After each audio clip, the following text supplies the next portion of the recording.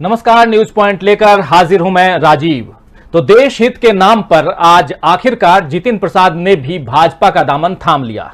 जी हां, केंद्रीय मंत्री पीयूष गोयल ने की मौजूदगी में उन्होंने भाजपा की सदस्यता ग्रहण की है। 2014 से भाजपा केंद्र की सत्ता पर काबिज हुई और उसके बाद कई विपक्षी दलों के नेताओं का भगवाकरण शुरू हुआ। अचानक बहुत से नेताओं को राष्ट्र सेवा का ख्याल आने लगा। आश्चर्य इस बात का है दोस्तों कि थोक में देश सेवी भाजपा नेताओं और केंद्र समेत आधे से अधिक राज्यों में भाजपा की सरकार के बावजूद न देश की हालत सुधरी और न ही जनता की, बल्कि स्वास्थ्य, शिक्षा, अर्थव्यवस्था, मानवाधिकार, स्त्री सुरक्षा, कृषि कानून और किसान मजदूर के हक की बात, फिर पर्यावरण, ऐसे तमाम क्षेत्रों में गिरावट ही दर्ज की गई है पिछले 7 वर्षों में।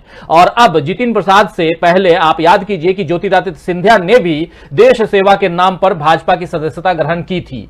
और ज्योतिरादित्य सिंधिया तो राज्यसभा की सीट उनको मिल गई है, लेकिन उनके क्षेत्र की जनता के जीवन में कितना सुधार आया है, आप ये सारी चीजें देख रहे हैं, समझ रहे हैं। इसलिए दोस्तों, क्योंकि ज्योतिरादित्य सिंधिया को लेकर के बहुत सारी बातें हो रही हैं और ये कोरोना के दौरान पता चल गया है कि ज्योतिरादित्य सिंधिया ने क्या काम किया है अपने क्षेत्र में। उनकी जनसेवा का आलम यह रहा है कि उनकी गुमशुदगी के पोस्टर तक लग गए और भाजपा में ज्योतिरादित्य सिंधिया आज भी अपने सम्मान की बाट जोह रहे हैं। केरल में भी आप याद कीजिए, चुनाव से ठीक पहले 5 राज्यों के चुनाव थे, केरल में भी चुनाव था। उस समय टॉम बडक्कन ने ऐन चुनाव के पहले भाजपा का कमल थामा। उन्हें उम्मीद रही होगी कि पार्टी टिकट देगी या कोई पद देगी, मगर आज भी उनके हाथ खाली हैं। अब कांग्रेस को दगा जितिन प्रसाद से मिला है, क्योंकि आप जितिन प्रसाद ही नहीं, थोड़ा सा आपको बताऊं कि राजस्थान में सचिन पायलट भी बार बार दगा देने की कोशिश करते हैं। खैर, जितिन प्रसाद से अभी दगा मिला है और कांग्रेस के 23 असंतुष्ट नेताओं में उनका नाम भी शामिल है। मतलब अब 23 की जगह पे अब 22 रह गए, एक तो चले गए कांग्रेस से। और कांग्रेस के सांगठनिक ढांचे में सुधार के लिए लिखे पत्र में जिन नेताओं ने हस्ताक्षर किए थे, उनमें आपको याद होगा कि जितिन प्रसाद का नाम भी शामिल था। और इस वजह से प्रदेश कांग्रेस में, उत्तर प्रदेश कांग्रेस में उनके खिलाफ नाराजगी भी देखी जा रही थी और कयास लग रहे थे दोस्तों कि जितिन प्रसाद भाजपा में शामिल हो सकते हैं। बहुत से लोग इसे कांग्रेस के लिए झटका बता रहे हैं, लेकिन एक तरह से कांग्रेस के लिए यह बहुत ही अच्छा है अगर माने तो, क्योंकि चुनाव से पहले नाराज, असंतुष्ट और बागी नेताओं की अगर सफाई हो जाए तो इससे पार्टी साफ सुथरी हो जाती है। वरना मणिपुर और गोवा की तरह चुनाव जीतने की कगार पर पहुंच करके दल बदल का जो नुकसान झेलना पड़ता है, और आपको याद होगा पिछले चुनाव में 2017 के चुनाव में मणिपुर और गोवा में कांग्रेस की सरकार बन रही थी, लेकिन वहां नहीं बनी। और वैसे भी उत्तर प्रदेश में कांग्रेस के पास इस वक्त खोने के लिए कुछ भी नहीं है और पाने के लिए ढेर सारी संभावनाएं हैं। रहा सवाल भाजपा का उत्तर प्रदेश में, तो उसके ऐसे फैसले बताते हैं कि पार्टी को सत्ता खोने का डर किस तरह सता रहा है। पश्चिम बंगाल में भी इसी तरह बड़े पैमाने पर टीएमसी और कांग्रेस के नेताओं को भाजपाई बनाया गया चुनाव से पहले, लेकिन भाजपा को फिर भी जीत हासिल नहीं हुई और अब कई नेता टीएमसी में शामिल होने के लिए धैर्यपूर्वक प्रतीक्षा कर रहे हैं पश्चिम बंगाल में। जितिन प्रसाद को शामिल करने के पीछे सबसे बड़ा कारण ब्राह्मण वोट बैंक है। जितिन प्रसाद ब्राह्मणों में अपनी पीठ बनाने की कोशिश कर रहे हैं, पैठ बनाने की कोशिश कर रहे हैं, माफ करें, और वो लगातार ब्राह्मणों के एक नेता के रूप में अपने आप को दिखाते हैं। पिछले साल उन्होंने ब्राह्मण चेतना परिषद नाम के संगठन बनाया था और वीडियो कॉन्फ्रेंसिंग के जरिए जिलेवार ब्राह्मण समाज के लोगों से संवाद किया और ब्राह्मण परिवारों से मुलाकात भी की थी। इधर योगी सरकार पर ब्राह्मणों की अनदेखी के आरोप लगते रहे हैं। उत्तर प्रदेश में 11-12% की आबादी ब्राह्मणों की है और सभी दल इस वोट बैंक को अपने पाले में करना चाहते हैं। एक वक्त था दोस्तों जब ब्राह्मण मतदाताओं का भारी समर्थन कांग्रेस को था, लेकिन अब सोशल इंजीनियरिंग के कायदे बदल गए हैं। भाजपा योगी के चेहरे के साथ ब्राह्मणों को उत्तर प्रदेश में अपने साथ नहीं कर पाई, इसलिए जितिन प्रसाद को अपने साथ लाना भाजपा के लिए फायदेमंद हो सकता है। सवाल यह है कि क्या जितिन प्रसाद की राजनीति इससे परवान चढ़ेगी या वो इस्तेमाल के बाद ज्योतिरादित्य सिंधिया की तरह दरकिनार कर दिए जाएंगे। एक बड़ा सवाल है और इन सवालों के साथ आज हालांकि कई मीडिया चैनल पे आप देखेंगे, खासकर गोदी मीडिया पे खूब बातें हो रही हैं और यह कहा जा रहा है कि बिछड़े सभी बारी बारी। लेकिन हम यहां कह रहे हैं कि यूपी में भाजपा की नई चाल क्या ब्राह्मणवाद को जीतने की, यानी ब्राह्मण वोटर्स को जीतने की कोशिश कर रही है भाजपा? क्या योगी ब्राह्मण वोटर्स को नहीं साध पाए हैं? तो ऐसे बहुत सारे सवाल हैं दोस्तों। इन सवालों के साथ आज हम हाजिर हैं न्यूज पॉइंट में और हमारे साथ इस वक्त जुड़े हुए हैं हमारे साथी अमलेंदु उपाध्याय। बाद में कुछ एक साथी और जुड़ेंगे, उनसे भी आपका परिचय कराऊंगा, लेकिन उससे पहले आपका परिचय हम करवाना चाहते हैं, यानी आप हमारे तमाम दोस्त साथी शुभचिंतक जो अब तक जुड़ चुके हैं, देख रहे हैं हमें, आप सबको बहुत बहुत धन्यवाद, बहुत शुक्रिया अदा करता हूं कि आप हमारे साथ जुड़े हुए हैं और इस कार्यक्रम को देख रहे हैं दोस्तों। तो अब बढ़ें आगे, सीधे अमलेंदु उपाध्याय जी आपके पास आना चाहूंगा। जितिन प्रसाद का भाजपा में शामिल होना कांग्रेस के लिए कितना बड़ा झटका आप मानते हैं? सबसे पहले ये सवाल, बाकी बातें बाद में। देखिए, कांग्रेस के लिए मैं ऐसे कोई झटका नहीं मानता, क्योंकि जितिन प्रसाद जी कांग्रेस में मृतक आश्रित कोटे से थे और उस मृतक आश्रित कोटे का लाभ उठा रहे थे। अब जब कांग्रेस लाभ देने की स्थिति में नहीं है तो वो कहीं और चले गए हैं। तो ये तो आने जाने वाली चीज है, तो वो आते जाते रहेंगे, इस तरह के लोग आते जाते रहते हैं, इससे कोई असर नहीं पड़ता है। जितिन प्रसाद ने कुछ कांग्रेस के लिए कुछ कर दिया हो, कुछ कांग्रेस की स्थिति सुधार भी हो, मुझे तो ऐसा नहीं लगता कि जितिन प्रसाद ने जो कुछ इस तरीके का किया हो। तो जितिन प्रसाद रहे या जाएं, इससे मुझे नहीं लगता कि कोई असर कांग्रेस के ऊपर पड़ेगा। और जहां तक ये बात है कि साहब ब्राह्मण चेहरा है या नहीं, इस पर हम लोग आगे बात कर लेंगे कि इससे भारतीय जनता पार्टी को क्या लाभ होगा और क्या नुकसान होगा। लेकिन जो अभी का आपका प्रश्न है कि क्या कांग्रेस के लिए झटका है, तो मुझे नहीं लगता कि ये कांग्रेस के लिए झटका है। और बड़ी अच्छी बात है कि G23 में से एक कम हुआ और अब मुझे लगता है कि राहुल गांधी को ये आवश्यकता नहीं पड़ेगी कि G23 के लोगों को जो है एक एक करके बाहर निकालना पड़े। मुझे लगता है ये स्वयं एक एक करके अब जो है इस तरीके से बाहर हो जाएंगे, क्योंकि इनका धैर्य जो है मुझे लगता है जवाब दे रहा है कि अभी तक उनके ऊपर कार्रवाई नहीं हो रही तो अपने को शहीद घोषित कर पाते। तो अब ये जब शहीद घोषित नहीं हो पा रहे हैं तो अब भारतीय जनता पार्टी में भी आखिर एक लंबे समय तक प्रतीक्षा नहीं करेगी ना उनकी कि आप वहां टिके रहिए। तो जो कुछ निर्णय लेवाना है तो यूपी के चुनाव से पहले ही लेना है। तो मुझे लगता है कि यूपी के चुनाव से पहले ये 22 जो बचे हैं, ये 22 भी संभवतः चले जाएंगे और ये कांग्रेस के लिए मुझे लगता है एक अच्छी चीज होगी। और अगर अपने आप जो है सफाई हो रही है और बिना कोई काम किए हुए, तो ये एक अच्छी चीज है और आगे चल के इसके फायदे भी हो सकते हैं। लेकिन कांग्रेस के नेतृत्व को एक बात तो ध्यान देना पड़ेगा कि आपकी जो पिछली गलतियां हैं, उसके लिए मैं राहुल गांधी या सोनिया गांधी या डॉक्टर मनमोहन सिंह या किसी को जिम्मेदार नहीं ठहरा रहा हूं, लेकिन पिछली गलतियां तो आपकी हैं कि आपने मृतक आश्रित कोटे से इतने ज्यादा लोग भर्ती कर लिए और सबको आपने जो आसमान पे चढ़ा के बैठा दिया। तो आपकी ये गलतियां जो है ये आज आपको दुख दे रही हैं। जो बिना जनाधार के लोग हैं, राज्यसभा में अधिकतर लोग रहे, मंत्री भी रहे या जो लोकसभा से भी आए तो वो मृतक आश्रित कोटे के थे, जो कांग्रेस के दम पर जीत करके आए, आपने उन लोगों को उनकी हैसियत से बहुत ज्यादा दे दिया, तो इसलिए उनके दिमाग भी खराब हो गए। तो राजनीति में लोगों के दिमाग जल्दी खराब हुआ भी करते हैं, तो ऐसे ही लोगों के दिमाग खराब हो रहे हैं।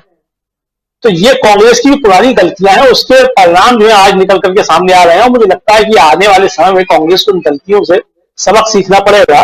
और हालांकि नहीं कि कांग्रेस को सबक सीख रही है, मतलब आज भी जो है जिस तरीके की नियुक्तियां हो रही हैं और जिस तरीके से पद बांटे जा रहे हैं, उसमें भी लग रहा है कि आप ठीक है जमीन के लोगों को लेकर चाहिए, पर जमीन के लोगों का ये भी देखिए उनका जमीन पे आधार क्या है। जमीन से जुड़े लोगों को ऊपर लेके आने का मतलब ये नहीं है कि उनका कोई आधार ही नहीं है, आप लोगों को सिर पर डालें। उनका अपना जनाधार क्या है, उनकी अपनी हैसियत क्या है, वो पार्टी के लिए कितने लाभदायक होंगे, पार्टी के लिए कितना काम करेंगे, उनकी सांगठनिक क्षमता क्या है, उनकी पब्लिक इमेज क्या है, इन सब चीजों पर भी ध्यान देना पड़ता है। अब मुझे नहीं लगता है कि कांग्रेस के अंदर जो है वो कौन किस तरीके के फैसले लेता है, तो जिसलिए जो है इस तरह की सब चीजें हो रही है। बहरहाल अब ये अच्छा है कि जितिन प्रसाद चले गए हैं और एक फोटो जो उनका वायरल हो रहा है इस समय सोशल मीडिया पे खूब, कि अमित शाह जी से मिलने के लिए गए हुए हैं, अमित शाह जी पैरों में चप्पल डाले बैठे हुए हैं और जितिन प्रसाद जी के जो जूते उतरे हुए हैं मोजों में बैठे हुए हैं, और ये चर्चा हो रही है कि अमित जैसे जूते उतरे हैं। तो अब ये सब चीजें देखिए सोशल मीडिया पे सोशल सब चला करते हैं, लेकिन एक संकेत दे रहे हैं कि एक ब्राह्मण नेता जो है, जो इसको ब्राह्मण के रूप में प्रोजेक्ट किया जा रहा है, वो ब्राह्मण कितना है और कितना ब्राह्मण नेता है, वो सब बात की चर्चा की विषय है। वो एक चतुर बनिया जो स्वयं को कहते हैं गृहमंत्री, अब वो क्या है मैं नहीं जानता, लेकिन उनके शब्दों में स्वयं वो चतुर बनिया है, उनसे मिलने के लिए जाता है तो उसके जूते बाहर उतरवा दिए जाते हैं। तो ये तो मुझे लगता है कि ब्राह्मणों का एक तरीके से अपमान है, अगर ब्राह्मण इसको सही तरीके से समझेंगे तो। अब ये ब्राह्मण जो है किस तरीके से फायदा पहुंचेगा ब्राह्मणों से यूपी में भाजपा को, अब ये तो आने वाले समय बताएगा। ये तो भारतीय जनता पार्टी देखेगी उसे किस तरीके से फायदा पहुंच रहा है। बहरहाल कांग्रेस के लिए मुझे लगता है कि ये अच्छा है, तो खराब चीज नहीं है, क्योंकि जितिन प्रसाद के बारे में लगातार चर्चा चल रही थी। 2019 के लोकसभा चुनाव से पहले ही चर्चा थी कि चले जाएंगे, और बहुत मुश्किल से जाकर के वो रुके थे। और उनको लखनऊ से पहले था वो टिकट ऑफर किया गया था लोकसभा का, फिर उन्होंने इनकार कर दिया था वहां से चुनाव लड़ने पे। तो आखिरी में अंतिम समय में था, वहां भी जो है वो ब्राह्मण के नाम पे त्यागी जी जो है वो आज क्या है वो जो है धर्माचार्य क्या कहते हैं वो, प्रियंका गांधी के राजनीतिक गुरु भी बने हुए हैं आजकल। अरे वो टीवी भी बहुत आते हैं, नाम उनका मेरे दिमाग से हो जा रहा है, आचार्य प्रमोद कृष्णन, उनको था वहां से उतारा गया है। तो लेकिन अब वो ब्राह्मण तो है नहीं आचार्य प्रमोद कृष्णन, तो वो तो त्यागी है, तो इसलिए वो अब क्या कहा जाए। तो अब जो भी है हाल, लेकिन जितिन प्रसाद के उतरे हुए जूते जो हैं ये भाजपा को कितना लाभ पहुंचाएंगे, ये देखने वाली चीज होगी राजीव जी। बिल्कुल बिल्कुल अमलेंदु जी, देखिए क्या संयोग है कि हमारे इस प्रोग्राम में दो ब्राह्मण अभी जुड़े हुए हैं और एक ब्राह्मण की चर्चा कर रहे हैं। अभी हमारे पॉलिटिकल एडिटर यूपी के रतिभान त्रिपाठी जी हमारे साथ जुड़ गए हैं। रतिभान जी, आपका स्वागत करता हूं इस कार्यक्रम में। और हम लोग चर्चा कर रहे हैं आज खासकर जितिन प्रसाद जो हैं वो भाजपा में शामिल हो गए हैं, और एक तरफ कहा जा रहा है कांग्रेस के लिए कि बिछड़े सभी बारी बारी, लेकिन दूसरी तरफ हम ये बात कर रहे हैं कि यूपी में क्या भाजपा की ये नई चाल है और इससे ब्राह्मणों को साधने में भाजपा सफल होगी। ये एक बहुत इंपॉर्टेंट चर्चा है, और इसमें एक और ब्राह्मण हमारे साथ जुड़ेंगे थोड़ी देर बाद। अभी दो तो आप लोग दोस्तों देख रहे हैं टेलीविजन पे, और एक उपाध्याय जी हैं, दूसरे त्रिपाठी जी हमारे साथ जुड़े हुए हैं, और जितिन प्रसाद की चर्चा हम कर रहे हैं। और साथ साथ पिछले 4.5 साल से जिस प्रकार आदित्यनाथ योगी जी जो हैं वो उनके ऊपर ये आरोप लगते रहे हैं कि वो ब्राह्मणों की अनदेखी करते रहे, और खासकर जो ठाकुर वर्ग है, राजपूत वर्ग जो है, उसको उन्होंने आगे बढ़ाया है। ये आरोप भी लगते रहे हैं, और इसके कई प्रमाण हैं, कई तथ्य हैं। इसीलिए दोस्तों मैं यहां पर ऑन डिबेट ये बात मैं कह रहा हूं। लेकिन सीधे आऊंगा रतिभान जी आपके पास। ये जानना चाहूंगा कि एक तो अमलेंदु जी भी बता भी रहे थे कि जब गए वो मिलने के लिए तो जूते उतार कर गए, खासकर गृह मंत्री अमित शाह के पास, लेकिन अमित शाह जी चप्पल पहन के बैठे हुए थे। तो एक ब्राह्मण जो है वो जूता उतार के जाता है, और अपने आप को चतुर बनिया कहने वाले जो हमारे गृह मंत्री जी हैं वो बैठे हुए चप्पल पहन के।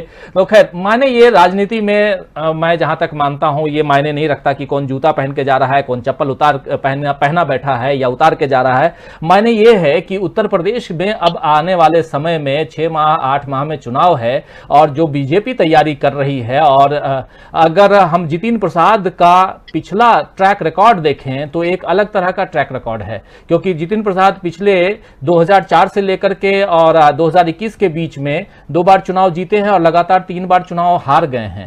2004 और 2009 में लोकसभा चुनाव जीतने के बाद 2014 लोकसभा चुनाव में जितिन प्रसाद को लखीमपुर खीरी के धौरहरा सीट पर करारी हार मिली थी, और तब चुनाव में वो बीजेपी और बसपा कैंडिडेट के बाद तीसरे पायदान पर थे।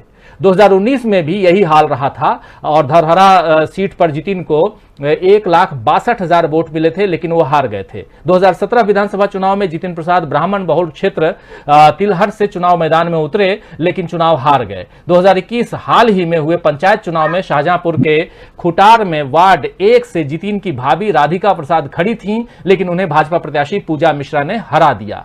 और जितिन थोड़ा सा आगे और बताना चाहूंगा, उनके राजनीतिक सफर की बात करें तो वो केंद्र की मनमोहन सरकार में मंत्री रहे, हाल में पश्चिम बंगाल और अंडमान निकोबार के प्रभारी रहे। पश्चिम बंगाल में क्या हाल रहा आप लोग देख चुके हैं, कांग्रेस का क्या हाल, उनके प्रभार क्षेत्र का राज्य और वहां पर कांग्रेस का सुपड़ा साफ हो गया। लेकिन पिछले कुछ सालों में जितिन का प्रभाव सिमटता चला गया है, यहां तक कि वो अकेले अपने इलाके में, वो अकेले नहीं, वो अपने इलाके में अपनी सीट भी नहीं संभाल सके। वो लगातार 2 बार लोकसभा और 1 बार विधानसभा चुनाव हार गए। संगठन की जिम्मेदारी संभालने के लिए भी वो उसमें भी सफल नहीं हुए, और इनके प्रभारी रहते हुए हाल में पश्चिम बंगाल चुनाव जैसा कह रहा हूं कि वहां हार गए। 44 सीटों में कांग्रेस जो थी पहले वो 0 पे आ गई। यूपी शाहजहांपुर में और लखीमपुर खीरी, बरेली समेत तमाम जगहों पर उनका जनाधार जो है, पहले उनके पिता का जनाधार था, लेकिन अब जो बनाया था कांग्रेस में रहते हुए उनके पिता जितेंद्र प्रसाद ने, वो अब लगभग खत्म सा हो गया है।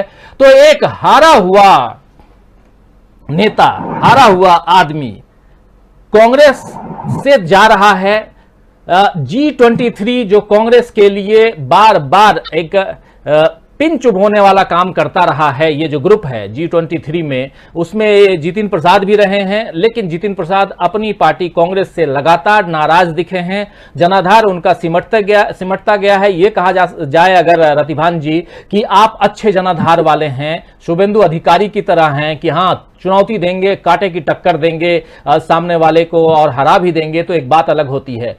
यहां क्या दो बातें आती है, क्या भाजपा ब्राह्मण वोटर्स को साधने के लिए जितिन प्रसाद पर दांव लगा रही है, एक बात। दूसरी तरफ जितिन प्रसाद क्या अपने आप को इतना ऊपर हारी हुई बाजी में भी जीत उनको दिख रहा है, इसलिए इतना एक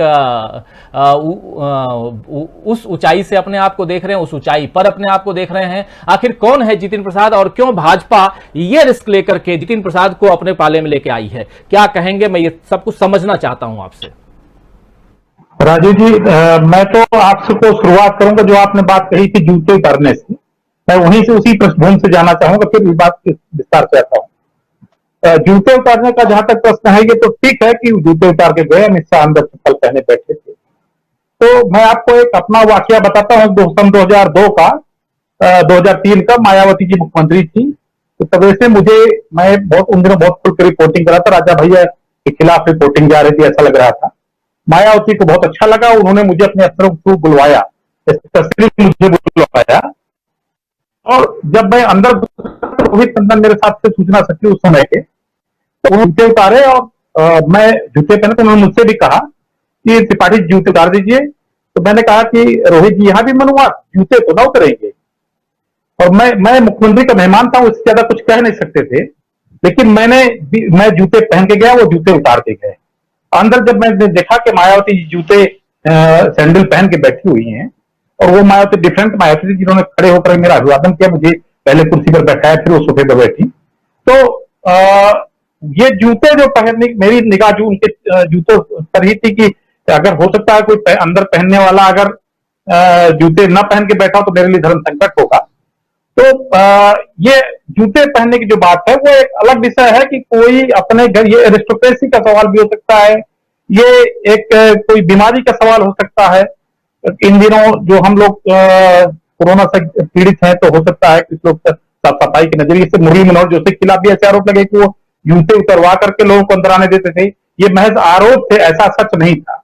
तो ये बात, जूते उतारने वाली बात तो मैंने इसलिए संदर्भ दिया कि लोग चाहते घर में कोई जूते पहन के ना आए, तो ना आए, इसमें कोई गलत बात नहीं है। नंबर 8, ये राजनीति में लोग बितंडावाद अगर खड़ा करते हैं तो ठीक है, कहने के लिए अच्छी बात है। अब हम आते हैं जितिन प्रसाद के ब्राह्मण कैरियर या उनके राजनीतिक कैरियर और भाजपा की रणनीति पर। देखिए, भारतीय जनता पार्टी इन दिनों अभी एक योगी बनाम मोदी की एक अज्ञात परिस्थिति से जूझ रही है, जिसका कोई सिर पैर अभी तक स्पष्ट नहीं हो पाया। कहा जरूर जा रहा है कैसा है, लेकिन अभी तक बहुत स्पष्ट नहीं हुआ है।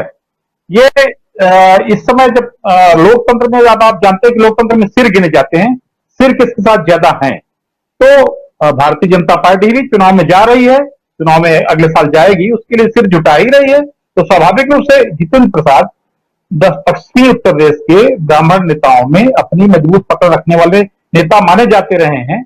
ये बात अलग है कि कांग्रेस के जो हालात थे, कांग्रेस की जो परिस्थितियां थी, कांग्रेस का जो दौर है, कांग्रेस का जो नेतृत्व है और कांग्रेस की जो क्षमता है, उसमें जितिन प्रसाद अनफिट साबित इसलिए हो गए शायद, या उन्होंने अपने आप को खुद अनफिट इसलिए समझा कि जो जिस क्षमता से काम किया जाना चाहिए था, वो क्षमता से काम हो नहीं पा रहा है। मैं पहले भी कह चुका हूं कि श्रीमती प्रियंका गांधी वाड्रा जो इन दिनों यूपी की महासचिव, प्रभारी महासचिव हैं, वो दिल्ली से ट्वीट का खेल खेल रही हैं और उत्तर प्रदेश में जमीनी संघर्ष के बजाय ट्विटर पर पॉलिटिक्स कर रही हैं। तो हो सकता है ये भाई बहन का जो आपस में टकराई बहन का जो आपसवाद दिखता है, जो लोग महसूस करते हैं कि भाई को कोई और गाइड करता है, बहन को कोई और गाइड करता है। ये भी कहा जाता है कि भाई को बहन को ऐसे स्थिति में खड़ा कर देना चाहता है कि बहन का कैरियर खत्म हो जाए, ताकि भाई निर्द्वंद और स्वयं अजय हो जाए। हाल परिस्थितियों में जितेंद्र प्रसाद या दूसरे तमाम कांग्रेसी नेता ठीक से काम नहीं कर रहे हैं। मैं तो बात कर रहा हूं प्रमोद तिवारी की। प्रमोद तिवारी पूर्वी उत्तर प्रदेश के धुरंधर कांग्रेस नेताओं में है। वाराणसी से आने वाले राजेश मिश्रा जो सांसद भी रहे वो बड़े कांग्रेस नेताओं में हैं। कमलापति त्रिपाठी के परिवार के लोग कांग्रेस के नेताओं में हैं और तमाम पूर्वांचल के ब्राह्मण नेता हैं जो कांग्रेस के बड़े नेताओं में हैं। लेकिन कांग्रेस ने उनको मौका ही नहीं दिया। उन्होंने एक ऐसे व्यक्ति को मौका दिया जो बहुत जो छोटे लेवल का नेता माना जाता है, कुशीनगर से आते हैं अजय कुमार लल्लू जी, संघर्षशील है, इसमें कोई दो राय नहीं उनका। लेकिन उस संघर्ष में जब कोई पार्टी के लोग किन्हीं स्थितियों में साथ न दे, भले उसको हटकर साथ न दे, उनको उपयुक्त मानकर साथ न दे, तो उस तरह कोई बहुत मान्यता उस नेतृत्व को कोई रख सकता है। अगर हम सबको अवॉइड करने लग जाए उस नेतृत्व को, तो उसमें क्या अर्थ है, लोकप्रियता ही न रहे। लेकिन कांग्रेस में बड़े धुरंधर नेता थे जैसे कि मैं आरपीएन सिंह, वो भी सैंतवार जाति से आते हैं, बैकवर्ड जाति है, दिव्यराज घराने से संबंधित माने जाते हैं, लेकिन वो बैकवर्ड जाति से, उन्हें मौका दिया जाना चाहिए। बहुत लोकप्रिय नेता है और ऊर्जावान नेता है। यूपी कांग्रेस यूथ कांग्रेस के अध्यक्ष भी रहे। मैं उनको व्यक्तिगत तौर पर जानता हूं, उनकी क्षमताओं को जानता हूं। ऐसे ही मैं ये किसी एक व्यक्ति की वकालत नहीं बल्कि एक समग्रता से कि कांग्रेस के लिए इस समय खुला मैदान था उत्तर प्रदेश। उन हालात में जब बहुजन समाज पार्टी डरी हुई दिख रही, बीजेपी की पिछलक दिख रही है, समाजवादी पार्टी का नेतृत्व बहुत खुलकर संघर्ष नहीं करा, पिछले 4 सालों से हाथ पर हाथ धरकर घर में बैठा हुआ है। कांग्रेस का समाजवादी पार्टी कार्यकर्ता खुद को बेरोजगार महसूस कर रहे हैं। इन हालात में कांग्रेस के लिए उत्तर प्रदेश एक बहुत बड़ा प्लेटफॉर्म था, एक प्रयोग का बहुत बड़ा आधार था, एक बहुत बड़ी क्षमता दिखाने का एक अवसर था। लेकिन कांग्रेस के नेतृत्व में जिन भी कारणों से उन्होंने न तो उपयुक्त नेता चुने, न उपयुक्त संगठन की स्थिति है कि अभी तक लल्लू को उन्होंने बहुत पहले से अध्यक्ष बना रखा है। लल्लू जी संघर्षशील नेता है, लेकिन वो ठीक से संगठन नहीं खड़ा कर पाए। ऐसे हालात में कांग्रेस में जो नेता कहीं जा सकते हैं, जो ऊर्जावान है, जो क्षमतावान है, जो ये महसूस करते हैं कि हमारी ऊर्जा का कहीं सदुपयोग हो सकता है, हम बेहतर काम कर सकते हैं, वो छिटक रहे हैं। और उनमें से जितेंद्र प्रसाद हैं। जितेंद्र प्रसाद के पिता जितेंद्र प्रसाद जी कांग्रेस के बड़े नेताओं में रहे, कांग्रेस के प्रदेश अध्यक्ष रहे हैं और पार्टी के दिग्गज नेताओं में उत्तर प्रदेश में होते रहे। तो स्वाभाविक है कि उनका जान गलत नहीं है, चले गए अपने राजनीति में, तो सबको अपना अपना खुला मैदान होता, जो जहां चाहे वहां जाए। तमाम कुछ लोग कहेंगे अभी तो सिलसिला शुरू हुआ है, अभी तो जितेंद्र प्रसाद आए हैं, हो सकता है कुछ और कांग्रेस के बड़े नेता या समाजवादी पार्टी के नेता इधर आ जाएं। समाजवादी पार्टी के भारतीय जनता पार्टी के तमाम असंतुष्ट नेता जो जिन्हें हो सकता उन्हें लग रहा है कि उनका टिकट कट सकता है आगे चुनाव में, तो अपनी जमीन तैयार करने के लिए, अपने को मजबूत साबित करने के लिए वो समाजवादी पार्टी में जा सकते हैं, कोई कांग्रेस में जा सकता है, कोई टिकट के लालच में बहुजन समाज पार्टी में जा सकता है। तो ये सिलसिला तो चलता रहेगा। लेकिन जहां तक कांग्रेस में ब्राह्मण नेतृत्व, भारतीय जनता पार्टी ब्राह्मण नेतृत्व की बात है, तो भारतीय जनता पार्टी के लिए पिछले कुछ 1-2 साल से नहीं बल्कि खासतौर से लगभग 1 साल से, जब वो कानपुर का वो बिकरू कांड हुआ था, उसके बाद से इस तरह के इल्जाम आने लगे कि उत्तर प्रदेश के मुख्यमंत्री योगी आदित्यनाथ ब्राह्मणों को से ईर्ष्या रखते हैं, उनके प्रति सद्भावना नहीं रखते हैं और वो कांग्रेस में इसलिए ब्राह्मण नेता उन्हें नापसंद करते हैं। सच क्या है ये तो अलग विषय है, क्योंकि अभी तक कोई ब्राह्मण नेता भारतीय जनता पार्टी कट्टर के अलग नहीं हुआ। हाँ, ये जरूर है कि एक दौर है और हर कोई समय इस दौर में पार्टी में शामिल होना चाहेगा, कोई बाहर जाए कोई अंदर आएगा।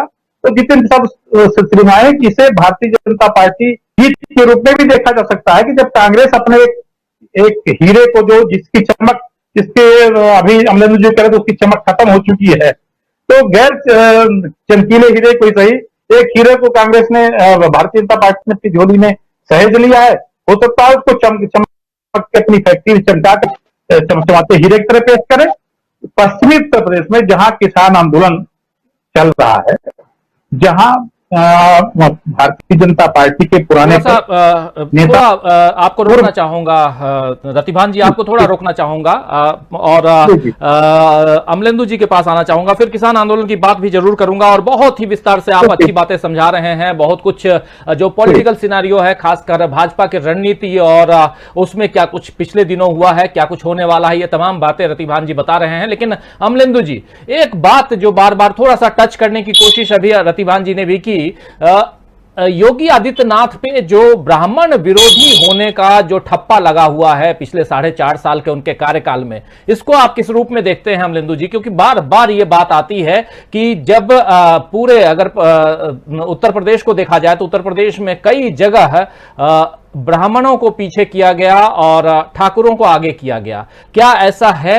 और तथ्यात्मक रूप से अगर मैं बोल रहा हूं तो कहीं बहुत जगहों पे बहुत ऐसी बातें आई हैं, जैसे कि कई जगह डीएम जो हैं, अगर उनकी लिस्ट निकालिए, आईएएस ऑफिसर्स की लिस्ट में खासकर कह रहा हूं, उनकी लिस्ट निकालिए तो ये। लेकिन दूसरी तरफ आज ही चुनाव आयुक्त जो आए हैं वो पांडे जी आए हैं, तो एक तरफ चुनाव आयुक्त पांडे जी और दूसरी तरफ जितिन प्रसाद जी। अब क्या दोनों तरफ भाजपा जो है ब्राह्मणों को साधने में बिल्कुल अपना पिछला जो 4.5 साल है उसको पीछे किनारे करते हुए अब पूरा का पूरा खेल जो है वो ब्राह्मणों के ऊपर, दांव ब्राह्मणों के ऊपर लगने वाला है? क्योंकि ये जो पांडे जी आए हैं चुनाव आयुक्त बन करके, उनके बारे में भी बहुत सारी चीजें इफ एंड बट के साथ चल रही हैं।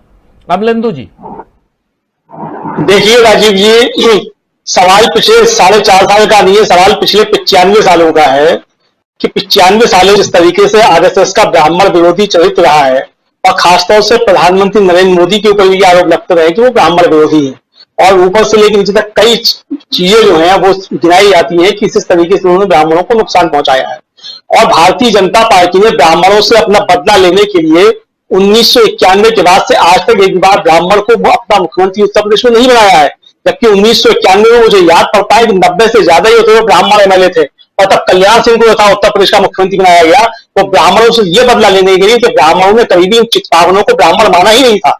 उत्तर प्रदेश और यूपी का खासतौर से ब्राह्मण जो चित्पावनों को ब्राह्मण नहीं मानता है, इनको यहूदी मानता है कि विदेश से आए हुए हैं, तो इनको उसने ब्राह्मण माना ही नहीं था। तो ये बदला लेने के लिए कि ब्राह्मणों ने हमको ब्राह्मण नहीं माना, इसलिए जो इन्होंने कभी ब्राह्मणों को जो है तवज्जो नहीं दी, बल्कि हमेशा ब्राह्मणों को अपमानित किया है।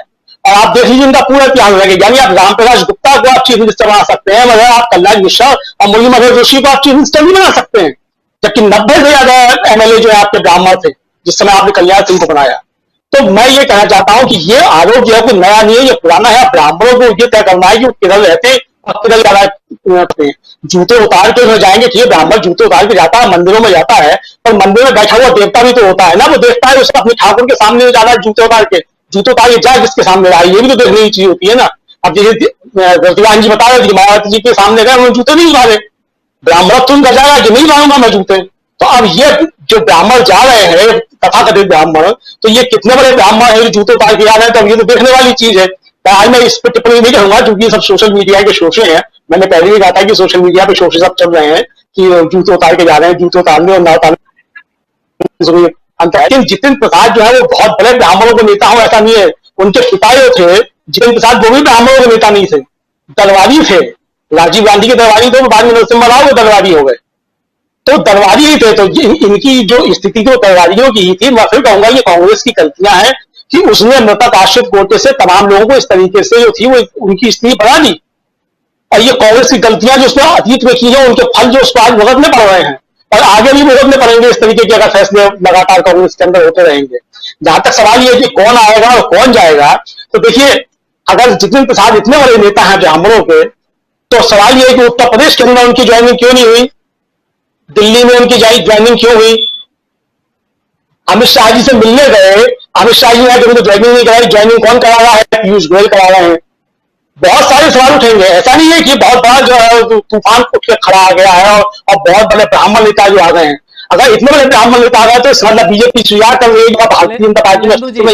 अमलेंदु जी नेता जो अपनी पारी चेंज करते हैं यानी पार्टी चेंज करते हैं कह लें, तो उनको लगता है कि दिल्ली में जाकर के और कोई बड़ा नेता गले में अगर वो जो फीता है उनकी पार्टी का वो पहना दे अगर, तो बल्ले बल्ले हो जाए। और इसलिए वो जो आप कह रहे हैं ना कि वहां क्यों नहीं और दिल्ली में क्यों, तो शायद यही है, क्योंकि नेता चाहते हैं लखनऊ में नहीं, हमारा स्वागत, पार्टी में आने का स्वागत जो है वो दिल्ली में हो।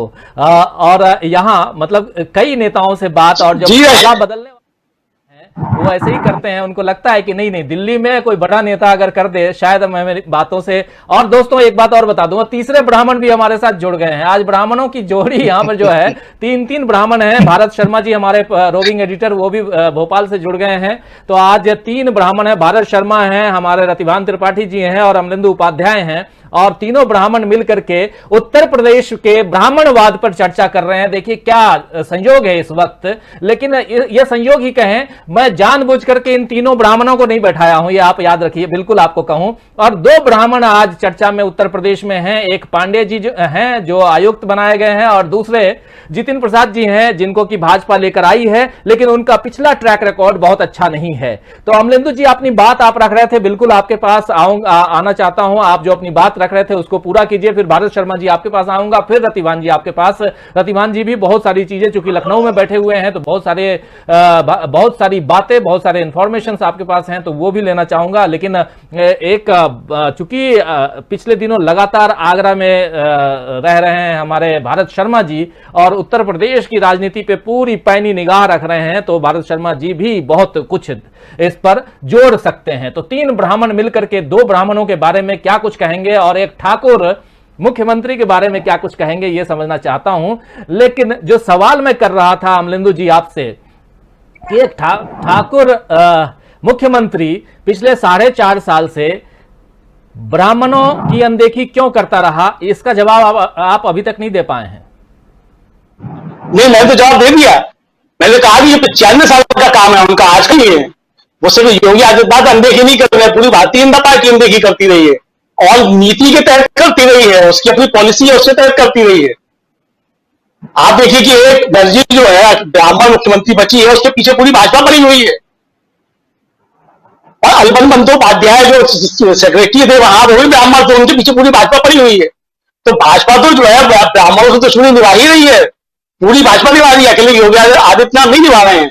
योगी आदित्यनाथ जो है उसके साथ साथ अपनी जाति को लेकर के अपना जातिवाद भी चला रहे हैं। ये मतलब करेला और नीम चढ़ा वाली बात हो रही है। लेकिन जहां तक ब्राह्मण विरोध की बात है, तो भारतीय जनता पार्टी का मूल में ब्राह्मण विरोध है। और आप देखिए कि जितने भी तरीके से इन्होंने हिंदू धर्म को नुकसान पहुंचाया है, वो सारी जो ब्राह्मणों की चलाई हुई पार्टियां थी उनको तहस नहस किया है इन्होंने। जिस तरीके से धीरे धीरे हिंदू धर्म की रीतियों पे और रिवाजों को, धार्मिक जो कर्मकांड है और जो त्योहार है उनके ऊपर आरएसएस जिस तरीके से कब्जा करता जा रहा है, वो ब्राह्मणों को ही नुकसान पहुंचाने वाली चीज है सब मिला करके।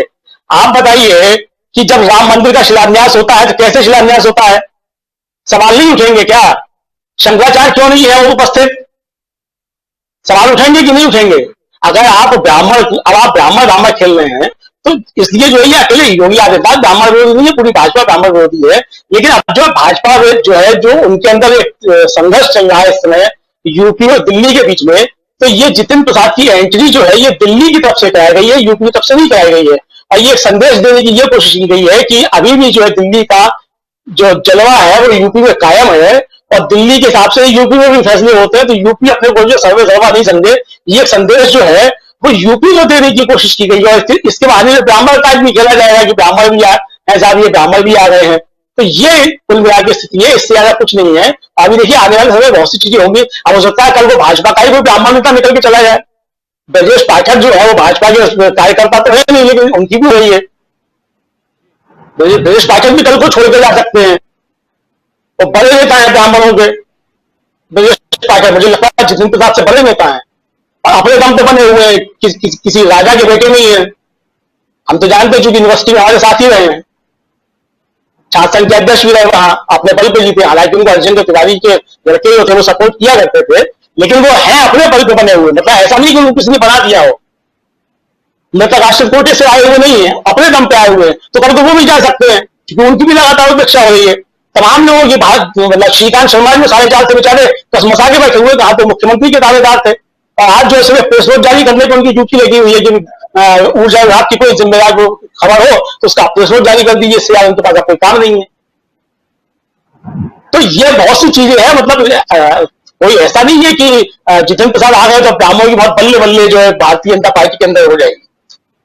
और जितेंद्र प्रसाद का इतने बड़े ब्राह्मण नेता थे तो ब्राह्मणों को जोड़ के होना चाहिए। ब्राह्मण को कांग्रेस का पुराना वोटर था भाई।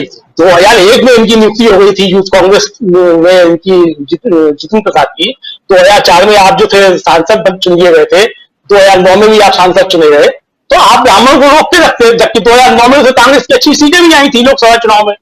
सबसे बड़ी पार्टी मुझे लगता है उत्तर प्रदेश में कांग्रेस ही थी लोकसभा के सीटों के हिसाब से। तो जितेंद्र प्रसाद अगर ब्राह्मणों के इतने बड़े नेता थे तो ब्राह्मणों को रोक के क्यों नहीं रख पाए? ब्राह्मण क्यों चला गया भाजपा में?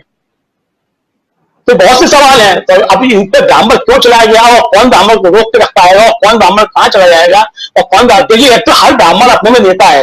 एक तो ये बात मान लीजिए आप, हर ब्राह्मण जो है वो अपने में नेता है। ब्राह्मणों के नेता बहुत सारे होंगे लेकिन ब्राह्मण हर अपने में नेता है। तो जितेंद्र प्रसाद जो ब्राह्मणों का नेता है तो ब्राह्मण कोई इस तरीके से स्वीकार नहीं करेगा कि जितेंद्र प्रसाद जो ब्राह्मणों का नेता है वो ठोकर ब्राह्मणों के वोट डलवा देंगे। ये बड़ी गलत फहमी है। ब्राह्मण जो है देखिए 5000 साल से उसकी एक परंपरा है, तो उसने झोपड़ी में रहना पसंद किया पर राजमहल नहीं दिया ब्राह्मण ने। तो उसकी अपनी परंपरा है, गालियां नहीं खाई, उसने खाता है। दूसरे एक ब्राह्मण से पूछ लेता हूं कि आखिर ब्राह्मण जो हैं वो भाजपा को अभी तक, जैसा अमलेंदु जी कह रहे हैं, लेकिन पिछले सोशल इंजीनियरिंग की बात करें तो पिछला पूरा का पूरा जो तबका ब्राह्मणों का वो एकजुट होकर के भाजपा की तरफ गया है। जो कांग्रेस का वोट बैंक था वो भाजपा की तरफ गया है और ये हम सब देख रहे हैं। लेकिन अब इस वक्त नाराजगी भी दिखाई दे रही है ब्राह्मणों की। आखिर क्या नाराजगी, क्यों नाराजगी है, ये समझना चाहूंगा भारत शर्मा जी आपसे। और इस वक्त क्या इसी नाराजगी के कारण तो बीजेपी लगातार इस चीज में लगी हुई है कि किसी भी तरह ब्राह्मणों को साध लिया जाए, अपने साथ ले लिया जाए? क्या कहेंगे? देखिए, सबसे महत्वपूर्ण बात यह है कि जो आप बात कर रहे हैं, एक तो ये तीनों जो यहाँ ब्राह्मण बैठे हैं तीनों उत्तर प्रदेश के हैं। मुझे लगता है एक वोटिंग तो यहीं करा ली जाए कि कितना असर ब्राह्मणों के ऊपर पड़ेगा। दूसरी चीज ये है कि दिनेश शर्मा पहले से उप मुख्यमंत्री बने बैठे हैं, तो जब वो ब्राह्मणों को नहीं साध पा रहे तो जतिन प्रसाद क्या साधेंगे? देखिए, ब्राह्मणों की नाराजगी केवल योगी आदित्यनाथ भर से नहीं है, उनकी नाराजगी नरेंद्र मोदी से भी है और ये धीरे धीरे बढ़ती। मैं उत्तर प्रदेश भर की बात कर रहा हूँ, बाकी जगह का मुझे नहीं पता, लेकिन उत्तर प्रदेश में नरेंद्र मोदी से भी लोगों की नाराजगी है। और उसके जो बहुत बड़े कारण है, एक तो जैसे अमलेंदु जी ने बताया, ठीक है, आप देखिए, आप ये मतलब अमलेंदु जी ये कह रहे हैं कि ब्राह्मणों का नुकसान किया, मैं ये कहता हूँ कि हिंदू धर्म का जितना नुकसान आरएसएस ने किया इतना किसी ने नहीं किया। हजारों साल की जो परंपराएं थी उन पूरी की पूरी परंपराओं को आप तोड़ मरोड़ के जिस तरीके से आप काम करना चाहते हैं, है ना।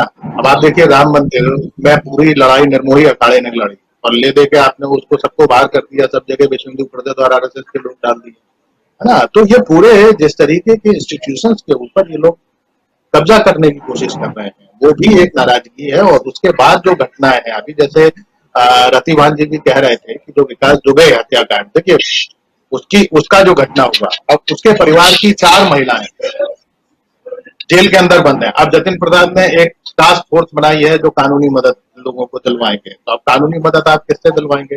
ब्राह्मणों के यह आरोप है कि योगी आदित्यनाथ के की सरकार बनने के बाद उनके ऊपर काफी उनके ऊपर अत्याचार हुआ है। ये ब्राह्मण आमतौर पर इस तरीके की बातें करता है उत्तर प्रदेश में, तो क्या आप उनसे दिलवाएंगे?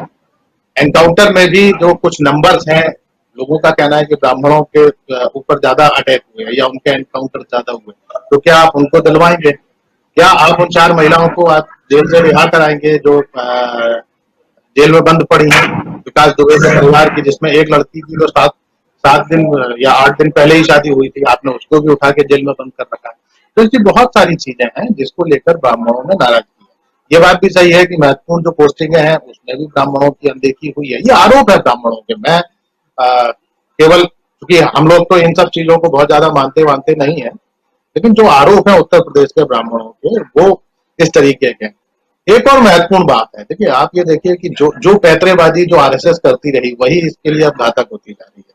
आरक्षण एक ऐसा इशू है, बीजेपी ने ये कैंपेन किया, या आप देखेंगे जो आरक्षण विरोधी जो आंदोलन हुआ था मंडल कमीशन के बाद, और क्या जब आंदोलन होते रहे हैं, हमेशा आरएसएस ने और बीजेपी ने उसको हवा दी है ना। इनके बड़े बड़े नेता आरक्षण को खत्म करने की बात करते हैं, लेकिन जब आप कोर्ट में खड़े होकर ये कहते हैं कि आरक्षण वापस नहीं हो सकता, या आप संसद के अंदर खड़े होकर ये कहते हैं कि आरक्षण वापस नहीं हो सकता है, तो इसका रिफ्लेक्शन उन लोगों के ऊपर होता है जो आरक्षण के विरोधी हैं।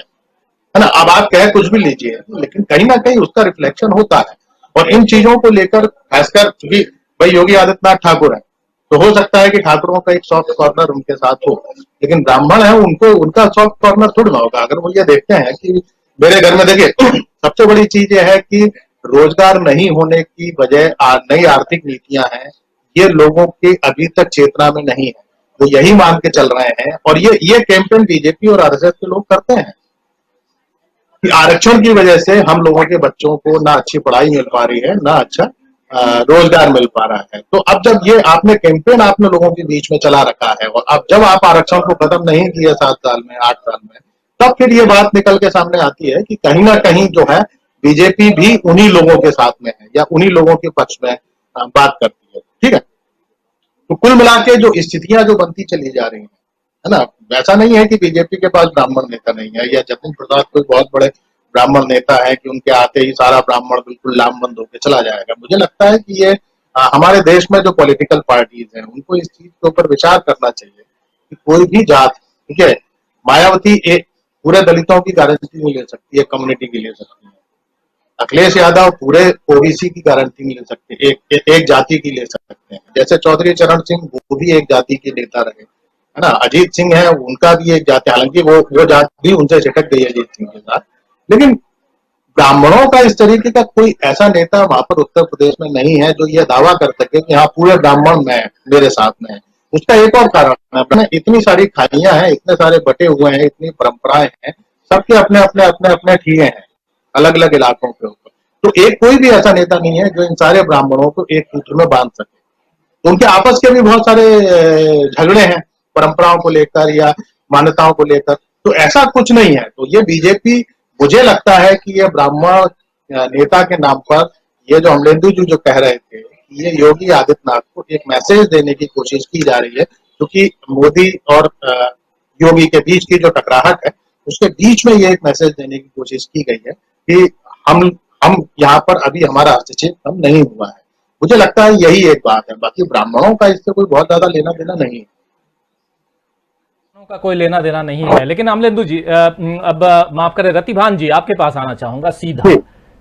दो ब्राह्मण, यानी एक तरफ जितिन प्रसाद और दूसरी तरफ पांडे जी जो आज नियुक्त किए गए हैं नए चुनाव आयुक्त, और उनके ऊपर जिम्मेदारी रहेगी उत्तर प्रदेश चुनाव की भी, उसके अलावा 5 राज्यों में जो चुनाव है, उत्तराखंड और गोवा और पंजाब और मणिपुर, और रिटायर हो चुके थे, अब 2024 तक के लिए उनकी नियुक्ति हुई है। आपको क्या लगता है कि ये संयोग मात्र है उनकी नियुक्ति, अनुपचंद पांडे की बात कर रहा हूं, या इसके पीछे भी कोई राजनीतिक चाल कह लें, या एक गोटी बैठाने वाली बात कहें मोदी सरकार और योगी सरकार के लिए, और पूरी की पूरी रणनीति जो है अब दिखाई दे रही है, एक नई चाल जो हम लिख भी रहे हैं, यूपी में भाजपा की नई चाल इसलिए लिख रहे हैं क्योंकि अगर चाल नहीं चलेंगे आप सियासत में, तो सियासी गोटियां जब अगर नहीं बैठाएंगे तो आप जीतेंगे कहाँ। और आपके इस वक्त जबकि लोकप्रियता में जबरदस्त गिरावट है, चाहे नरेंद्र मोदी हो चाहे योगी हो, उनका जनाधार काफी गिरा है, लोकप्रियता गिरी है, और कोरोना और किसान आंदोलन और तमाम चीजों, किसान आंदोलन की भी आप बात पिछले समय कर रहे थे तो उस पर भी चर्चा करना चाहूंगा। तो ओवरऑल आपको क्या लगता है कि ये जो नई चाल है इससे भाजपा को फायदा होगा या नुकसान होगा, या क्योंकि एक जातिगत आधारित जो राजनीति है उत्तर प्रदेश की, उसमें भाजपा को लगता है कि सबसे पहले ब्राह्मणों को साधा जाए, और दूसरी तरफ अगर आप जितिन प्रसाद को लेके आते हैं तो, और ये भी आज चर्चा दिन भर चली कि शायद उनको आने वाले समय में दूसरे, मतलब हो सकता है कि 2 बातें चल रही हैं कि योगी आदित्यनाथ ही कुछ अपने समर्थक विधायकों के साथ बाहर हो जाएं और अपने दम पे चुनाव लड़ें, और ऐसे समय में जितिन प्रसाद को, कुछ एक जगह पढ़ रहा था सोशल मीडिया में ऐसी बातें चल रही हैं रतिभान जी, इसलिए मैं ये चर्चा यहाँ कर रहा हूँ, और जितिन प्रसाद को एक चेहरा बनाया जाए। अगर जितिन प्रसाद को एक मुख्यमंत्री का चेहरा बनाने की बात तक अगर चर्चा में है, तो क्या फिर अरविंद कुमार शर्मा का क्या होगा, क्योंकि वो नाम है और बहुत इंपॉर्टेंट नाम है, प्रधानमंत्री का एक नुमाइंदा है। तो थोड़ा सा मैं चाहता हूं कि इस पर आप विस्तार से बताइए। मैं यही कहना चाहूंगा कि दरअसल जो अभी ये शोसेबाजी चल रही है सोशल मीडिया पर, इसको मैं शोसेबाजी इसलिए कहूंगा कि इसमें जितना पिछले 15 दिन से घटनाक्रम चल रहा है उसमें अभी तक सच साबित नहीं हुआ, नंबर 1। और जब भी जाति की बात हुई, भारत शर्मा जी कह रहे थे इससे पहले अमलेंदु जी, तो जाति एक सच्चाई है और इस सच्चाई का उभार जो आया है वो 89 में मंडल कमीशन के बाद आया है, जब पिछड़ी जातियों को आह्लाद मिल गया। तो उस समय जो राष्ट्रीय सोच की पार्टियां थी, चाहे कांग्रेस हो चाहे भारतीय जनता पार्टी हो, इन लोगों को मजबूरी में, इन दोनों पार्टियों में बात कर रहा हूं, निष्पक्ष तटस्थ बात कर रहा हूं कि इन दोनों पार्टियों को मजबूरी में जाति के पीछे पड़ना पड़ा, इसलिए कि अगर मुलायम सिंह यादव या अखिलेश यादव या मायावती घनघोरवादी भितंडावाद जाल फैलाएंगे तो इन्हें भी तो राजनीति ही करनी, इसलिए भी वो भी जाति के फेर में पड़ेंगे। तो इससे पहले अभी एक बात हो रही, चर्चा हो रही, तो उसने कहा, गिनाया कि 52 से लेके और नाटक तो लगातार ब्राह्मण मुख्यमंत्री ही होते रहे। उसमें गिनाने वाले सज्जन ने ये भूल गए थे कि बीच में चौधरी चरण सिंह आए थे और तमाम दूसरे लोग आए थे, दूसरी जातियों के भी लोग आए थे, कई क्षत्रिय लोग भी आए थे, बैकवर्ड जरूर नहीं आए थे, क्योंकि उसमें योग्यता पैमाना थी, आरक्षण पैमाना नहीं था। अब आरक्षण पैमाना हो गया, इसलिए आरक्षण पैमाने से लोग जाति जुटान कर रहे हैं। तो भारतीय जो जितिन प्रसाद अभी आए हैं वो अचानक नहीं आ गए हैं, कोई एक दिन में आ गए हैं, 4 दिन में आ गए हैं। इसकी पृष्ठभूमि जो कम से कम 6 महीने से तैयार कर रहे थे, और इस पृष्ठभूमि तक की जानकारी कांग्रेस को थी कि उसे ये कैसे साधा जाए, लेकिन कांग्रेस ने उनको साधना या उनको रोकने का कोई नहीं किया। तो जो बीच में एक परशुराम सेना या ऐसा कोई संगठन चला रहे थे, लेकर के यात्राएं निकाल रहे थे, ब्राह्मणों को एकजुट कर रहे थे, पश्चिमी उत्तर प्रदेश में उनका रथ घूम रहा था। तो वो यात्रा एक संकेत थी कि वो किस ओर जाना चाहते हैं और कांग्रेस को क्या करना चाहिए था। कांग्रेस ने शायद वो उपाय नहीं किए और आज वो भारतीय जनता पार्टी के ताले में खड़े नजर आ रहे हैं। सवाल ये नहीं कि कौन कहां आता है, कौन कहां जाता है, सवाल राजनीति में संदेश देने का होता है। तो संदेश दिया गया कि नहीं, हम जो लोग इस बात हल्ला उड़ाते हैं, इस बात की सोतेबाजी करते हैं, इस बात का वितंडावाद खड़ा करते हैं कि ब्राह्मण भारतीय जनता पार्टी के साथ में नहीं है, उनके लिए सच देखिए, भारतीय जनता पार्टी में उत्तर प्रदेश का जो पश्चिमी उत्तर प्रदेश का जो बड़ा ब्राह्मण चेहरा है वो भारतीय जनता पार्टी के साथ आकर खड़ा हो गया है। ऐसा नहीं कि उनके पास लक्ष्मीकांत वाजपेयी जैसे और कोई धुरंधर पश्चिमी नेता नहीं है, लेकिन राजनीति में तो अपने तरीके से गोटे जाती है, अपने तरीके से चालें चली जाती है, तो भारतीय जनता पार्टी ने चली। तो जहां आप अभी अनूप चंद पांडे जी की बात कर रहे थे, अनूप चंद पांडे जी बहुत लोकप्रिय अधिकारी रहे हैं। वो सूचना निदेशक से लेकर मुख्यमंत्री तक का उन्होंने मुख्यमंत्री तक का पद उन्होंने संभाला है, और यहाँ राजनीतिक लोगों के बीच में और पत्रकारों के बीच में समान रूप से लोकप्रिय रहे हैं। उनका आना महज संयोग हो सकता, हर रिटायर्ड आईएएस अपने लिए नौकरी तलाशता है, और करने वाली पार्टियों को, सरकारों को अगर ये लगता है कि नहीं हमारे लिए फ्रूटफुल साबित हो सकता है तो उसे स्थान देते हैं।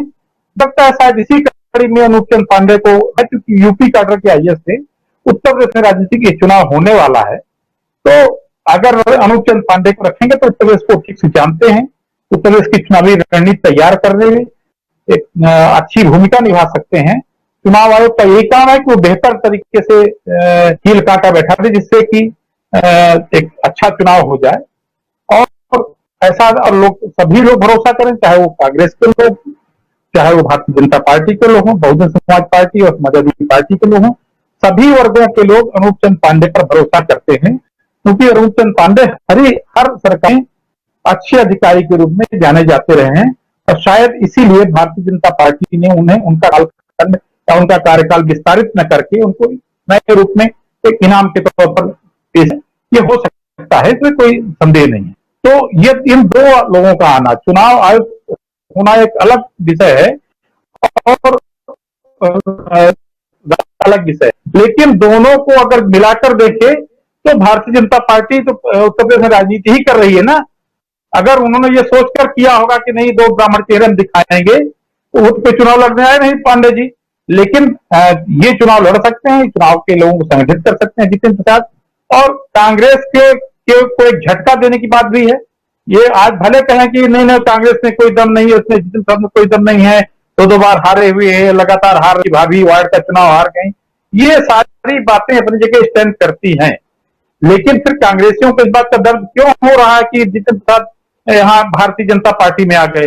तमाम लोगों ने कहा कि दगे हुए कारतूस हैं, किसी ने कहा कि कोई दम नहीं है, किसी ने कहा कि आप वाजपेयी जी तो जितिन प्रसाद से बड़े नेता हैं कि भारतीय जनता पार्टी ने उनको क्यों किनारे कर रखा है, इसलिए कि अमित शाह उनको करते हैं। तो कुल मिला और एक बात ये भी कि दिल्ली से क्यों ज्वाइन कराया गया। अभी अमरेंद्र जी जिन ब्रजेश पाठक जी की बात कर रहे थे उनकी ज्वाइनिंग दिल्ली से ही हुई है। तो जो नेता अपने आप को बड़ा साबित करना चाहता है वो दिल्ली में ही ज्वाइन करता है। समीर प्रसाद मौर्य को देख लीजिए, बैकवर्ड पॉलिटिक्स के नेता है।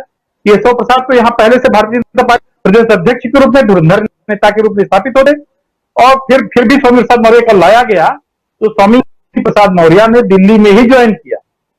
तो ये जो कांग्रेस पॉलिटिक्स है, कुछ कुछ बीजेपी भी वैसा ही कर रही है। मुझे लगता है कि कई बार नरेंद्र मोदी जी जो है या उनके जो समर्थक है या उनके जो फॉलोअर हैं वो इंदिरा गांधी जी जैसा व्यवहार करते दिखते हैं।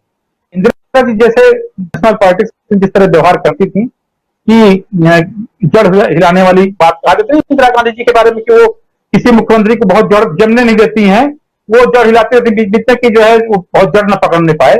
तो कुछ कुछ मोदी जी भी शायद वैसा ही कर रहे हो, प्रयोग कर रहे हो। कई बार दिखता है कई मुख्यमंत्रियों को बदलने के दिख चुका है, लेकिन नए परिवेश में मोदी जी बहुत कम, एक उत्तराखंड ही एक ऐसा वो है जहां बदलाव इस तरह का किया गया है। और बाकी एक आध उदाहरण और हो सकते हैं जो मेरे संज्ञान में इसमें ना आ रहे हों, लेकिन नई भारतीय जनता पार्टी ने कोई ऐसा बदलाव किया नहीं मुख्यमंत्रियों वाला। उत्तराखंड में तीरथ सिंह रावत को छोड़ दिया जाए तो मुझे लगता है कि उत्तर प्रदेश की पॉलिटिक्स केंद्र से अभी तक हमेशा इंदिरा गांधी के जमाने भी गवर्न होती रही, फिर बाद के काम दूसरे लोग हैं वो भी केंद्र से ही गवर्न करते रहे। उसके लिए उत्तर प्रदेश में उतना बड़ा नेता चाहिए होगा ना। अगर वो नेता उत्तर प्रदेश में शायद होता तो दिल्ली से गवर्न करने की बात नहीं होती। और एक संदेशजनक बात होती है कि दिल्ली और लखनऊ एक जो शीर्ष नेतृत्व फैसला करेगा वो राज्य को मंजूर, ये भी एक बात होती है। और फिर जितेंद्र प्रसाद तो केंद्रीय मानव संसाधन विकास राज्य मंत्री रहे हैं और रक्षा राज्य मंत्री भी शायद रहे हैं, 2 पदों पर रहे हैं, 2 बार रहे हैं, मैं ठीक से निकाल। तो कुल मिलाकर के महत्वपूर्ण नेता रहे हैं। तो दिल्ली की राजनीति उन्होंने की है तो स्वाभाविक उन्होंने दिल्ली से ज्वाइन किया, तो कोई बहुत ऐसी गलत बात नहीं हो गई। लेकिन एक संदेश देने की बात हुई है जितने को ज्वाइन करा नहीं, भारतीय जनता पार्टी से ब्राह्मण नाराज नहीं है। और जहां तक योगी जी की बात है, योगी जी ने किसी ब्राह्मण का व्यक्तिगत तौर पर अभी अपने स्तर से कोई नुकसान नहीं किया है। जो राजनीति में बैठे लोग पद लाभ की कामना में, उनके पद लाभ की कामना पूरी नहीं हो पाती तो स्वाभाविक रूप से क्योंकि इंडिविजुअल ब्राह्मण का कोई नुकसान योगी जी ने ऐसा अभी तक किया नहीं है। ये ठीक है कि कुछ अफसर जो कलेक्टर नहीं बन पाते, कुछ अफसर जो एसपी नहीं बन पाते, कुछ छोटे पुलिस वाले जो थानेदार नहीं बन पाते, और जो ब्राह्मण पदाधिकारी कुछ महत्वपूर्ण जगह चाहते नहीं पाते हैं तो वो लोग हल्ला मचा के देखिए तो ब्राह्मण विरोधी ब्राह्मण विरोधी ब्राह्मण विरोधी है। और ये ब्राह्मण विरोध योगी जी का 1 आध साल से ही अभी उभर के आया, इससे पहले तो किसी ने योगी जी को ब्राह्मण विरोधी कहा भी नहीं। तो मैं ऐसा कहवी जी की पैरवी नहीं कर रहा हूं, एक तथ्य रख रहा हूं, एक तथ्य सही बात कह रहा हूं कि यही सच है। राजनीति में जिन लोगों की कामनाएं, जिन लोगों की अभिलाषाएं पूरी नहीं होती हैं, वो किसी भी नेता को, क्या अखिलेश यादव को कोई ब्राह्मण विरोधी नहीं कहता था? क्या मायावती को लोग ब्राह्मण विरोधी नहीं कहते थे? लोग ये भी कहते कि मायावती तो ब्राह्मणों से पैर छुआती हैं, और ब्रजेश पाठक जैसे बड़े नेता उनके पैर छुआ करते थे, राकेश दत्त त्रिपाठी जैसे बड़े नेता उनके पैर छुआ करते थे। तमाम बड़े नेता, मैंने कांग्रेस के बड़े नेताओं को उनके चरणों में बैठक में कहा है। जब मायावती का और कांग्रेस का समझौता हुआ तो कांसी राती, उस समय मैं इलाहाबाद में जनजागरण में काम कर रहा था, वो आए थे और बाकायदा ये प्रमोद तिवारी और कई बड़े नेता कांग्रेस और मायावती कांसीराम कुर्सी पर बैठे थे, बाकी लोग उनकी पत्थरी पर बैठे हुए थे। तो आप क्या समझते हैं कि कांग्रेस कांसीराम मायावती ने ब्राह्मण चरणों में नहीं बैठाया? सब यही कर रहे हैं। पॉलिटिक्स में सबका किसका किस समय क्या उपयोग करना है पार्टी करती है, और इस समय ऐसा ही अगर भारतीय जनता पार्टी कर रही तो उसमें कोई बहुत असर की बात नहीं। बिल्कुल बिल्कुल बिल्कुल। आप जो कह रहे हैं और रतिभान जी, और खासकर ये कि ब्राह्मण को लेकर के आना, यानी जितिन प्रसाद को लेकर आना, दूसरी तरफ अनूप कुमार पांडे को चुनाव आयुक्त बनाना, ये भाजपा अपने हिसाब से कर रही है। और खासकर इस वक्त जब आप जानते हैं कि सियासत में, जैसा उदाहरण दे रहे हैं, चाहे वो सपा हो या बसपा हो, उन लोगों ने भी तो यहाँ 3 ब्राह्मण बैठ करके बातें कर रहे थे, उत्तर प्रदेश के 2 ब्राह्मणों की, और उत्तर प्रदेश में भाजपा के ब्राह्मणवाद की और ब्राह्मण पर चल रही राजनीति की, सियासत की। और यही समझने की हम कोशिश कर रहे थे दोस्तों कि आखिर क्या आदित्यनाथ योगी या भाजपा की राजनीति में ब्राह्मण किधर हैं। हमारे दोनों साथी, खासकर भारत शर्मा जी काफी लेट जुड़े, उनसे ज्यादा उनके विचारों को नहीं ले पाया, लेकिन ये एक चर्चा का विषय है और इस पर आगे भी चर्चा करेंगे। समय हमारा समाप्त हो रहा है। इस बीच बहुत सारे साथी हमारे साथ जुड़े रहे, जो लगातार हमारे साथ जुड़े ही नहीं रहे, अपने कमेंट भी लिखते रहे। सुरेंद्र कुमार हमारे साथ बने रहे, तुषार शर्मा, रफीक पुनावाला कह रहे हैं कि भाजपा की रणनीति जनता से झूठ बोलना और जनता को बेवकूफ बनाना। हम सब इसी बात पर आ जाते हैं और बेवकूफ बन जाते हैं। भाजपा यही चाहती है और उसी में कामयाब है। देवन चटर्जी कुछ भी कह रहे हैं कि कुछ भी हो, यूपी में गठबंधन सरकार बनेगी। अशोक संगवान कह रहे हैं कि अब की बार मैं मोदी साहब के खिलाफ पर्चा दाखिल करूंगा, नौकरी छोड़कर पकौड़े तल लेंगे, बेरोजगार ही तो होंगे नहीं। अशोक सांगवान जी के ये उत्तम विचार हैं। तुषार शर्मा हैं जो कह रहे हैं कांग्रेस से बीजेपी को डर लगने लगा है, इसीलिए खरीद फरोख्त शुरू हो गई है। महेंद्र जी भी हमारे साथ जुड़े हुए हैं। मधु तेवतिया हमारे साथ में हैं जो Priyanka Gandhi should be portrayed as CM candidate, tables will turn. हाँ, बिल्कुल सही है मधु जी, बिल्कुल सही कह रही हैं। और असलम चिश्ती भी हैं जो कह रहे हैं कि भारतीय राजनीति का मूल सिद्धांत यह है कि सत्ता के लोभ में नेता पाला बदलते रहते हैं और ऐश देखते हैं, जनता की कोई फिक्र नहीं करता। जितिन प्रसाद भी उन्हीं में से एक हैं। मदीना का मुसाफिर भी हैं और सीमा खातून भी हमारे साथ में हैं। रवि चौधरी गुड डिस्कशन कह रहे हैं। बद्री विशाल कह रहे हैं कि इस बार यूपी में जातिवाद से चुनाव नहीं हो पाएगा, जनता जातिवाद पे नहीं जाएगी, सारी जनता सरकार की नीतियों के कारण दुखी है, वोटिंग इस बात पे होगी कि बीजेपी को हटाना है। तो ये बद्री विशाल का मानना है। आशीष मौर्य ब्राह्मणवाद खत्म हो कह रहे हैं। मोहम्मद अशरफ आलम कह रहे हैं इनसे पूछो कहाँ राशन बांट रहे हैं, इनके लोग घर घर पहुंचाने में क्या दिक्कत है, कोरोना काल चल रहा है, रास्ते में पड़ा गोबर, हर वक्त कोहिनूर नहीं होता, कोई समझाओ यार। आमिर हमजा भी हैं, नमस्ते कह रहे हैं। कीमा अंसारी कह रहे हैं कि बहुत से डीबी लाइव ने बहुत से अनजानों को मिलाया है। असलम भाई बिल्कुल यहाँ पे एक परिवार के रूप में हो गया है और सब लोग एक दूसरे से नमस्कार और बाकी बातें करते हैं। बाबा सफवी भी हमारे साथ हैं जो बीजेपी साफ हो कह रहे हैं। करण सिंह भी हैं जो कह रहे हैं कि यूपी में नए चुनाव आयोग के बारे में क्या कहते हैं, उसी के बारे में अनूप कुमार पांडे जी के बारे में भी बात हो रही थी। और नए चुनाव आयोग, क्या ये एक इत्तेफाक है कि उन्हें चुनाव आयुक्त बनाना या कोई और बात है, ये समझने की दोस्तों हम कोशिश कर रहे थे इस वक्त।